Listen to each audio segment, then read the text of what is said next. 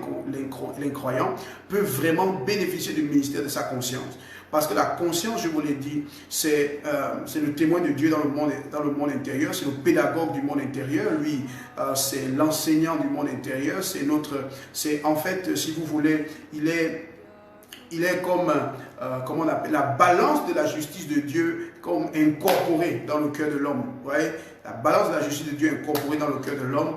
Donc, la conscience de l'homme fonctionne par le sens du bien et du mal, les deux côtés de la balance. Donc, maintenant, ça fonctionne comme ça dans l'homme.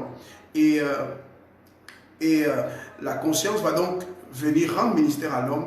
Celui qui écoute sa conscience va se rapprocher de Dieu au travers de l'autre sens qu'on appelle le sens de l'éternité. Ça veut dire que lorsque vous commencez à écouter le ministère, quand vous commencez à écouter le ministère de votre conscience, quand vous êtes un incroyant, mais bien sûr, si vous êtes croyant, c'est encore mieux, parce que maintenant, quand vous êtes croyant, c'est un autre niveau. Je parle plutôt des incroyants. Laissez-moi finir avec les incroyants.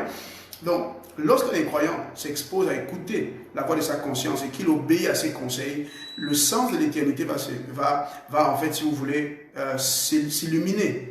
Et il va donc, comme naturellement, créer un signal qui va attirer le Saint-Esprit vers lui.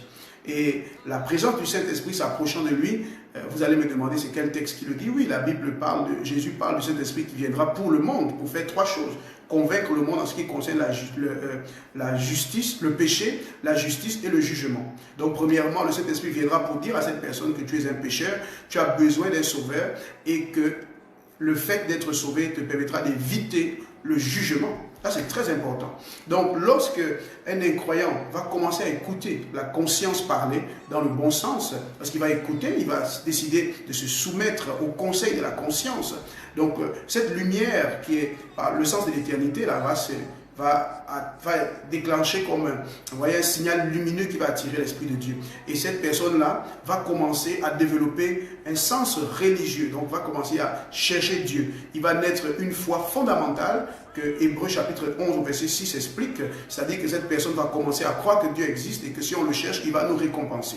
Donc cela va pousser cette personne à une vie plus ou moins religieuse. Donc cette personne sera un craignant Dieu, c'est-à-dire quelqu'un qui n'est pas né de nouveau, mais qui veut fonctionner comme un croyant. Ce sont des gens qui vous diront que moi je ne fais pas du mal, je ne fais pas ci, je ne fais pas ça. C'est comme ce monsieur qui s'est rapproché de Jésus qui a dit que depuis que je suis jeune, j'accomplis les commandements. Jésus lui a dit tu es proche du royaume. C'est comme Corneille qui faisait tout, qui jeûnait, qui priait, qui donnait des aumônes, faisait des sacrifices, qui était proche du royaume mais qui n'était pas sauvé. Parce que le péché, c'est une affaire d'abord de nature et non pas d'abord d'action. Donc, c'est ça la question. Et c'est pour ça que, faisant comme cela, cette personne va avoir une foi initiale qui va lui permettre déjà de chercher Dieu et de l'invoquer dans le secret. Et cette personne va attirer l'Esprit de Dieu. L'Esprit de Dieu, quand il viendra, va rendre ministère, d'accord, pour convaincre cette personne qu'elle est pécheresse, donc le péché, et ensuite qu'elle a besoin d'être justifiée, donc d'un sauveur, et pour éviter le jugement, d'accord.